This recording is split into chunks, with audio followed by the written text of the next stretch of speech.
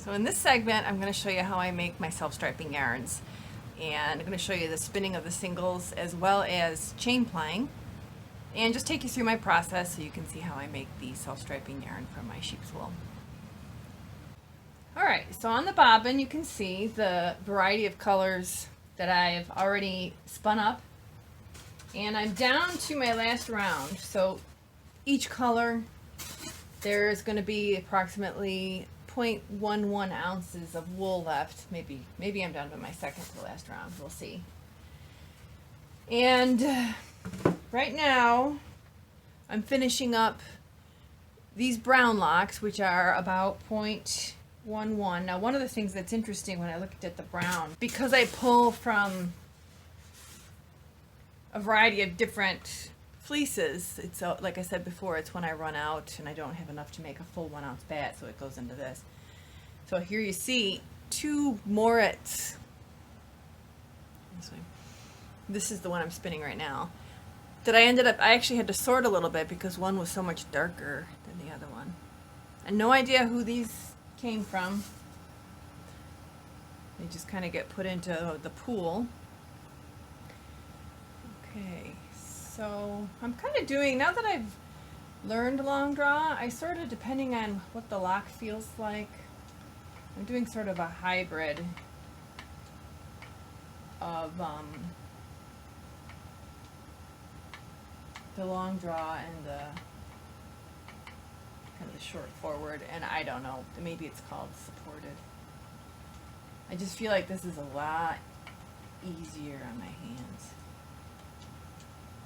And I don't know if you noticed, but I'm wearing the magnetic copper bracelets because just started, I don't know, maybe it's because of all the weeding outside work added to the fiber work, but just starting to feel a little strained, so I'm trying to come up with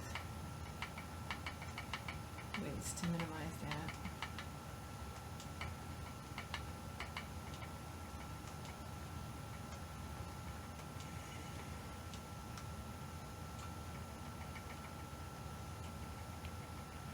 Doing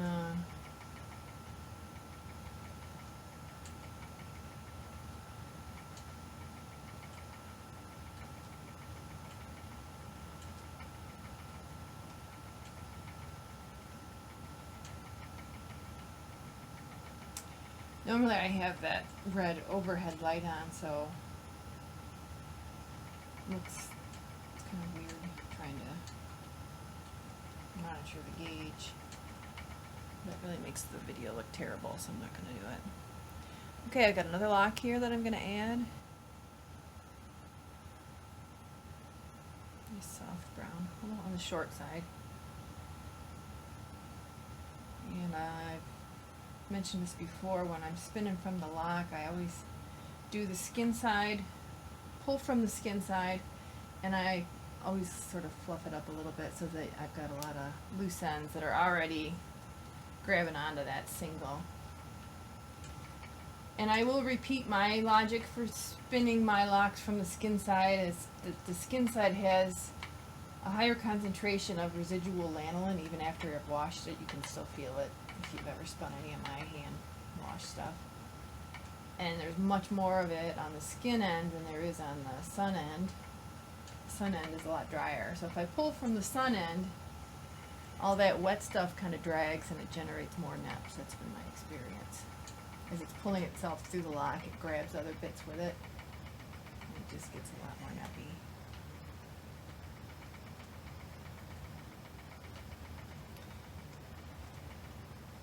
I'd like to show you what it looks like when I change color. So what I'm going to do is I'm going to spin for a while until I get to the end of the brown here, the Moritz. I was watching some of the Shetland Island footage we've got from different fine fleece Shetland sheep breeders that have gone over and interviewed and stuff, and the accents kill me. I just love it.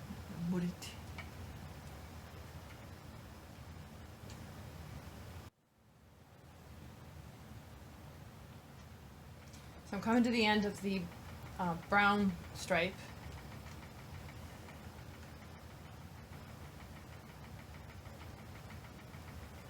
A few seconds. here, and I like to get as close to the end as possible. I give myself a little bit of fluff for the next color to catch on to. So, not a lot, just that little tiny bit of fluff. Alright, so brown, as you can see from my handy little holder here, was color number 4. So the 5th color is white, and all my white is the same shade, so I don't have to play around with trying to sort the colors or anything. So I'm going to turn on my scale.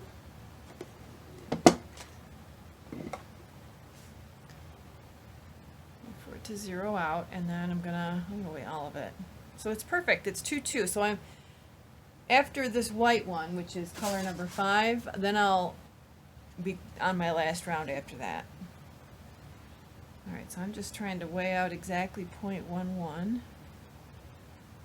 And I put the balance back in its little slot. The scale's gonna go all haywire, but I went out and got myself a nice digital scale. I was trying to make do with one a friend gave me, but my the display was getting so I could hardly even read it, so I had to break down and buy a new one. So this is what I use for any of my indoor weighing. So this is 0.11 ounces of the white. Now the white, going from the brown to the white, is a tricky color transition. Some of the color transitions, like going from the white to the fawn, isn't so bad. They're close enough. And what I mean by tricky is I really don't want to get the peppermint stick or barber pole or whatever effect.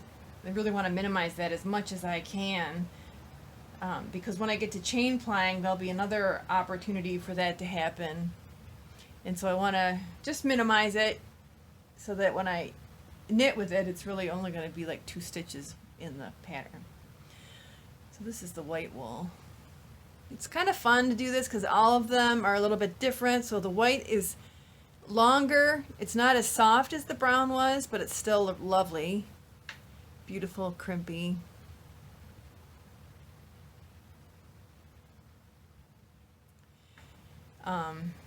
So, you know, as I do, kind of fluffing up the ends so that they grab on nicely. It's probably mostly static doing that. And just helping twist it a little bit with my fingers. And then sometimes what I'll do is I'll just get rid of that once I know it's latched on nice, so that I, you know, can really minimize that. Okay, and that's the join. And what I'm going to do is I'm going to move my flyer over because it's kind of fun to watch the striping happen. So I'm going to shift the flyer over a little bit so that this is where it was on the brown, and now we're going to get, it's actually, there's a white stripe already there, but it'll be at the same level. Then I'll have a brown, a white, and a fawn. Let's see, dark gray and light gray, so they'll be the full spectrum across.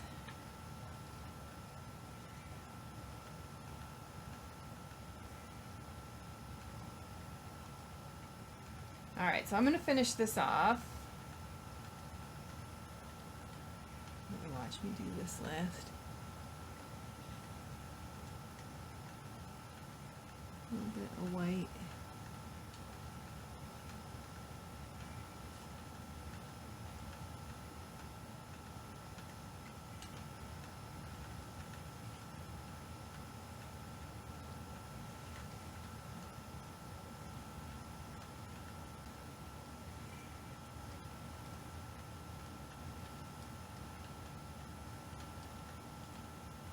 Magic Craft announced the new bobbins today, so I had a little spoiler in my little gem unboxing. The little gems I just got, as well as the Aura wheel I just got, are all packed with the new bobbins, the new black. The little gem is packed with the black plastic. The Aura is actually going to be packed with the wooden ones. I'm going to open that up and look at those, see what they look like. I have a pretty big order for all the different bobbins, so waiting on that to come in, and then I'll I'll show you all the new bobbins.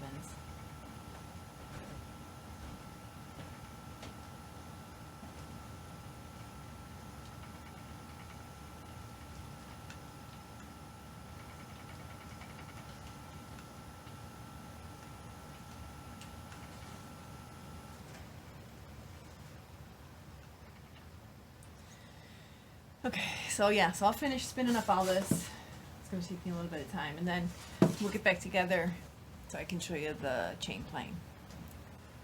I've finished spinning my singles, so all my cavities are empty now.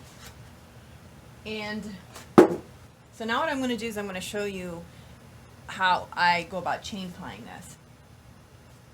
So the first thing I'm going to do is remove the flyer, and I do that by treadling once I get it loose, and it just comes right off. I'm going to use that same flyer for when we do the chain plying. And then I just took off the brake band, and I'm easily just going to slide the bobbin off of the flyer rod, and you can see the colors. I have dark brown, that's the white, dark gray, fawn, and then white, and there's a little light gray in the corner here. You can just kind of make it out. So those are just the last spins I did. So then what I'm going to do is I'm going to put the bobbin in my very old-fashioned Lazy Kate. This came with my rose. They send the new Lazy Kate with the roses now. So one thing I read about chain plying when I first started doing it is that you want to have some tension on the bobbin in the Lazy Kate to prevent it from spinning too fast and getting ahead of you as you're plying. But I've always used these pencils, and there's enough drag that gives me the pull that I need to be able to chain ply successfully. So now I need another bobbin, an empty bobbin. This is empty-ish. So this is a bobbin where, rather than trying to match up the ends of my singles when I'm spinning 2-ply yarns on 2 separate bobbins and I ply, inevitably one bobbin has more yarn on it than the other. So I just leave that on here, and then at some point when I get enough, I'm going to do a chain ply and have a random self-striping yarn. The one I made today, every single stripe should be about the same width, but with the way I do this other process, it's very random and really fun, so that's fine. The other thing I do, as I always do when I ply on the wheel, is I reverse the band so that there's no cross on the brake band, the tension band. Put my bobbin back on.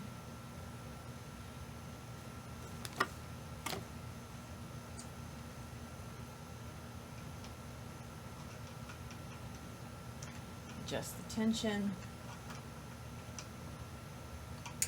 That's good. Switch the plier hook to the plying side, so the right side of the plier. And once again, after I get my threads lined up, I just treadle to put the flyer on, and then give it a little hand tight there at the end.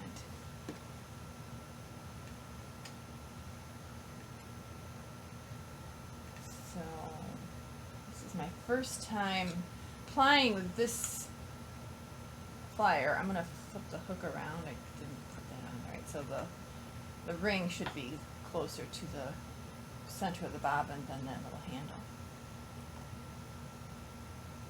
Moving them through. Need the hook for every guide, which is different, as I'd said before, from my Delta plier. The other thing I do is I set the Lazy Kate up in front of me. You can't really see this, but I can see the bobbin and the yarn as it's coming off very clearly, and it's important because I need to be aware of when the color change takes place, because there's a special technique I use to make sure that I don't get too much barber pull, which is that, well, you know how the barber pull, well, maybe not everybody does, but it's like that swirling stripe effect, which I don't care for. It's my personal. All right, so I've got my funky thing. Now what I got to do, I haven't chain plined in a while, so, is I gotta make a loop.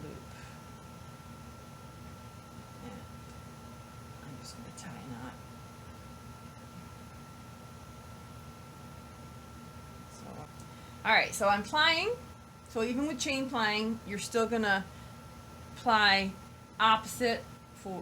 the opposite direction from how you spun your singles. So I always spin my singles in a clockwise direction. So now when I'm gonna chain ply, I'm gonna do it in the counterclockwise.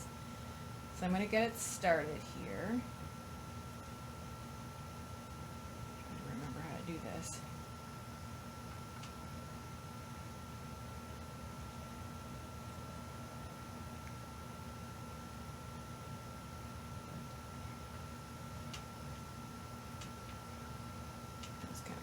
But now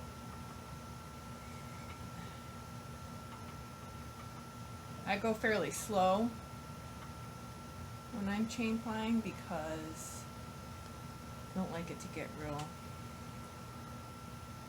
twisted. I'm actually thinking I might switch the band. And this, I've heard people say that it's a lot like crocheting. To me, I feel like it's cat's cradle. One of the things I do, and I was told to do this by a really accomplished spinner, and I'm not really sure if it does anything or not, but I trust her enough that I will do what she says. And that is, when I get to that point right here, where it's kind of like the join between the end of the chain, I guess. I give it a little reverse twist with my thumb and forefinger, just to eliminate what could be a potential weak spot there. Little twist, and then continue on.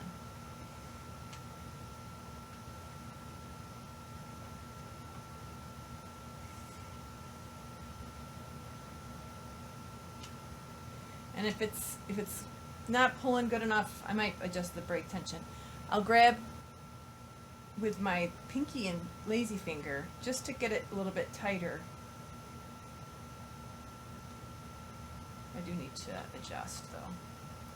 Okay, so let's pretend I'm taking a break. One thing you don't want to do is you don't want to lose this loop.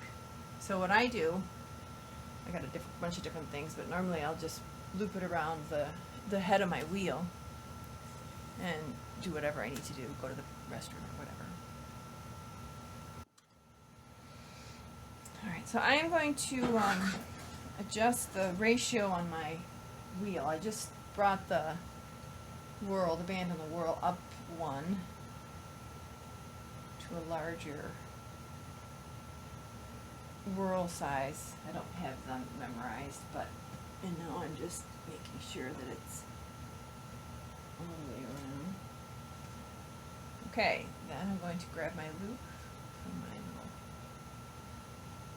little, and we'll see if that makes any difference.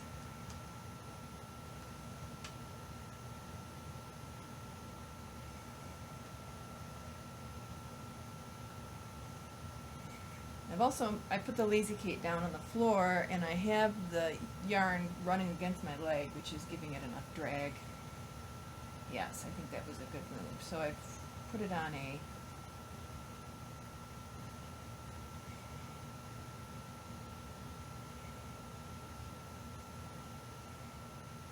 faster ratio, so it's going to pull more. So I'm looking for the change in color, because that's where it gets a little interesting. We'll see if I can describe how I do it using words rather than just showing you. It took me ages to figure out how to manage the transition between the colors. And I think the next color is light gray, and it's coming up. I can see it coming. Alright, so what I'm going to do, because these colors are so similar, I'm going to put my light on here so that I can see them.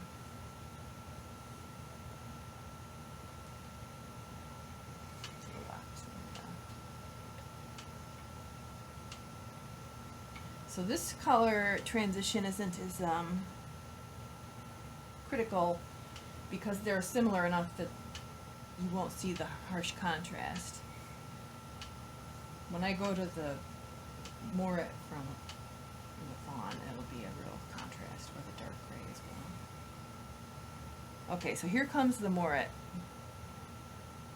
So what I do, in order to minimize the barber pole, is I eyeball the distance from the loop, so that's, let's call that point A, and this distance here, A to B, and I want to make sure that that distance is equal to the A to C, and C is where the color of the yarn changes from cream to brown. And right now, the distance between A to C is shorter. So I'm going to just adjust this a little bit. It's just an eyeball thing. I think that's pretty good. And so now my triangle, it's almost like a triangle with the two sides equal. And that's what you want, because then when they join, you're not going to have, so watch the join. It's very close. It's, okay, so there's maybe 5 millimeters where I'm dealing with a little bit of barber pole. Really impossible to see. I'm going to try a different camera angle for the next color transition so that it's easier to see. I let go of my loop and it twisted on itself. So I'm not really, you know, that's probably not really important to the knitters that are using these yarns for whatever, but it is to me. Because when I have it hanging there in my store, I don't like to see, I want to see the 5 stripe colors. I don't want to see some weird candy cane pattern.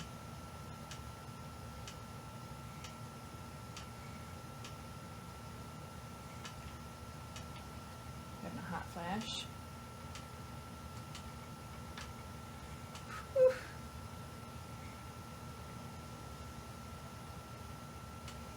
Alright, I'm going to change the angle of the camera.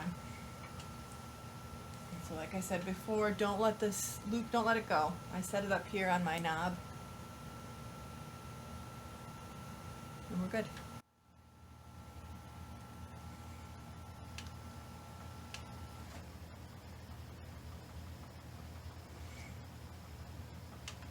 I'm going to go pretty,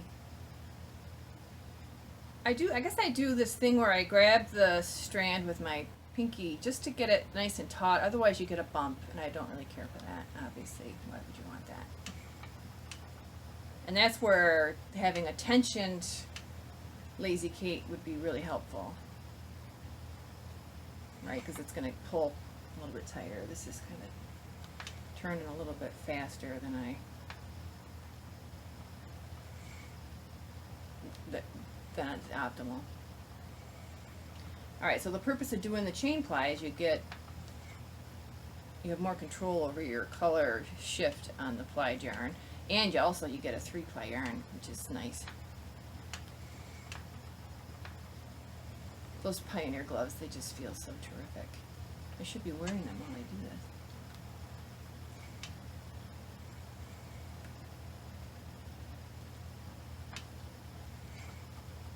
I'm watching for the color shift.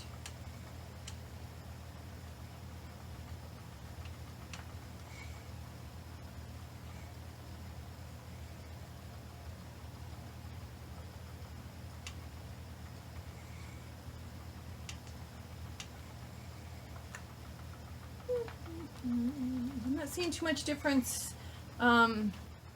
This is the first time I've done chain plying with my new flyer, the fine flyer, and I'm not really feeling anything too oopsie. So this is one of those ones where the color shift was so gradual that I actually missed it. I'm onto the fawn already, and the color shift is so gradual it's not actually gonna matter, so that's cool. See, so there's no hardly, let's see, sorry.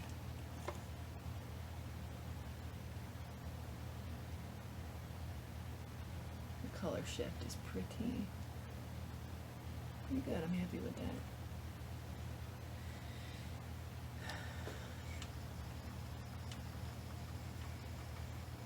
All right, so now we're onto the fawn.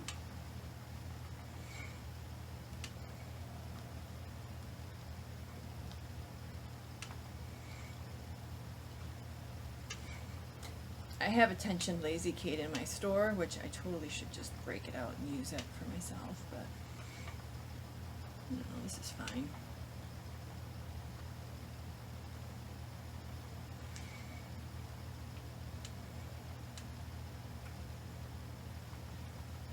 This is one of those jobs you really I can't watch TV or anything while I'm doing this, because I'm conscious of the color changing, and also just watching to make sure that I don't like make the join be like where I've got a bit of a nep in the yarn to make the join even that much more prominent.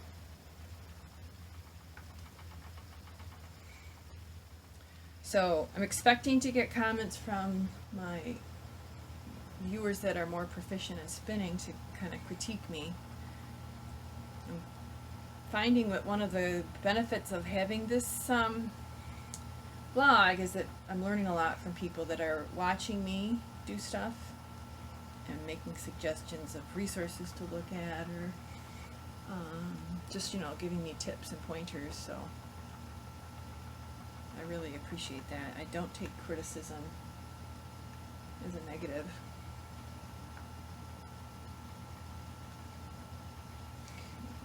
Let's see, I think I'm still on the fawn.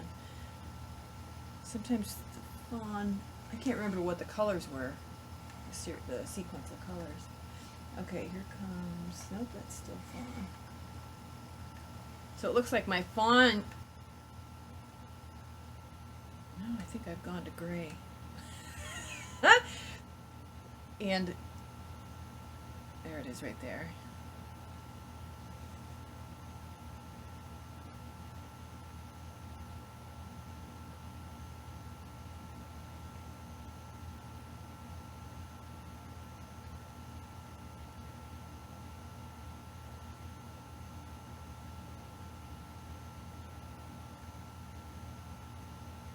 Okay, so the gray starts right there.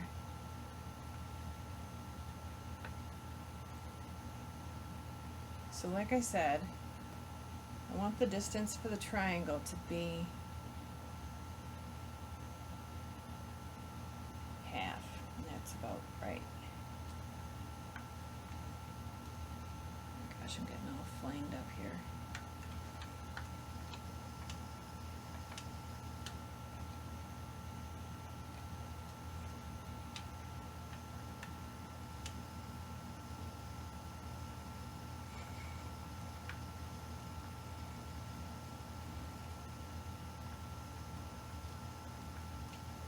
Alright, so now I'm on the light gray. I remember the gray had a lot of variation. It was almost like, oh, maybe I'm on the dark gray. Oh, I'm on the dark gray. What the heck?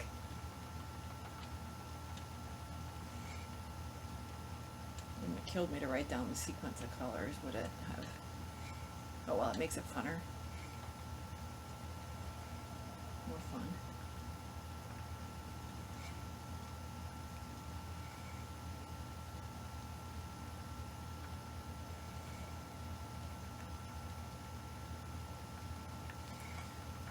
This is really pretty. I think, I don't know for sure, but I think this could be Georgiana, which she is Shayla, which is one of those pretty blue-gray that you get with the dilute gene, and it's not catnugget. So catnugget grays can give you this pretty blue-gray. But Georgiana, is solid for the pattern. If you guys remember the 5 patterns. And then I didn't talk about it, but she's got the dilute gene, which dilutes the black to this gray.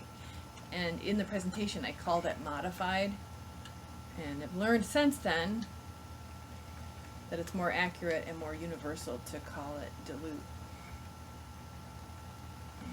Rich is actually, he's playing this game online. It's a horse breeding game, and they talk about dilute as the way to change the color from solid. Alright, so I'm just carefully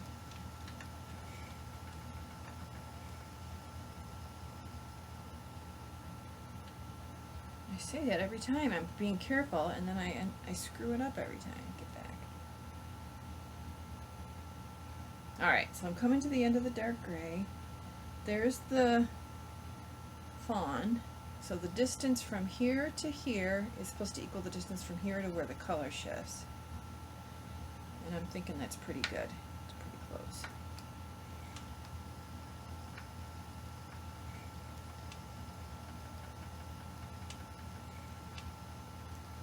Huh? That's great. Very pleased with that joint.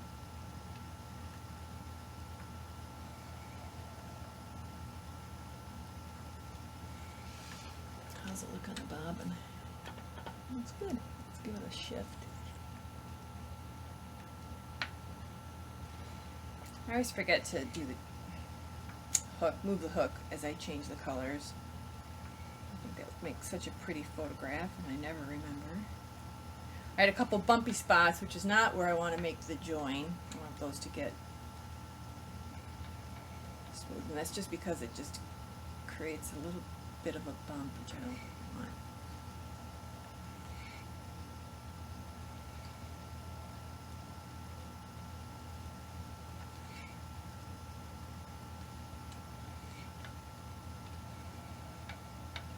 I'll do one more color join, and then I'm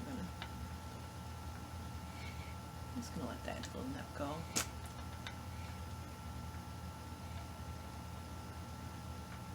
Knitting hides a multitude of sins once you knit stuff up. I'm knitting that long draw skein, which was just a hot mess, and oh my goodness, it's just so cute. It's like a cute hat, bulky and really bouncy.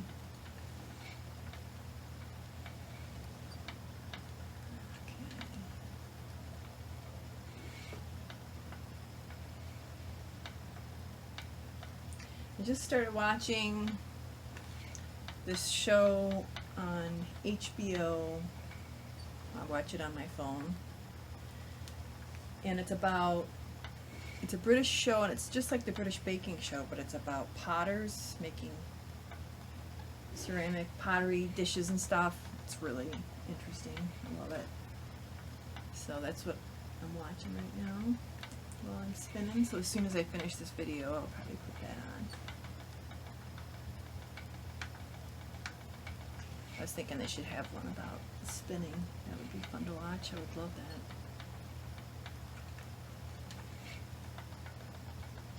Alright, here we go. It's coming to the shift.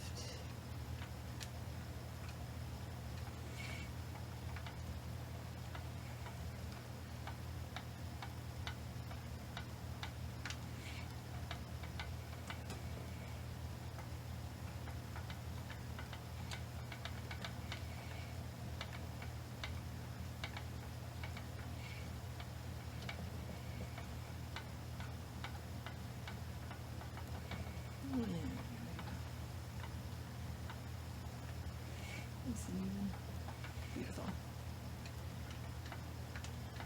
And you'll notice that I'm using the brown bobbins. Magic Craft just launched a new bobbin design that's going to be replacing these. So these brown bobbins, you're not going to get them any longer. Having said that, I think the rows I have in inventory has the colored bobbins because I think they had run out of the brown before I ordered the rows. So I have an order in for the standard plastic black bobbin as well as the wooden bobbins. And I don't know when I'm going to be getting that in, but I'll have those up in the shop. So they're supposed to be improved in terms of not as noisy, and they work on all the wheels. I know the Aura was only able to use the wooden bobbins, so my understanding is that that is changed. And then they have cutouts on the side, the flange part here, so you can see your yarns building up on the bobbin as you're spinning, which is kind of cool. So watch for that. I'll definitely do an unboxing of those when they get here. So that's chain plying.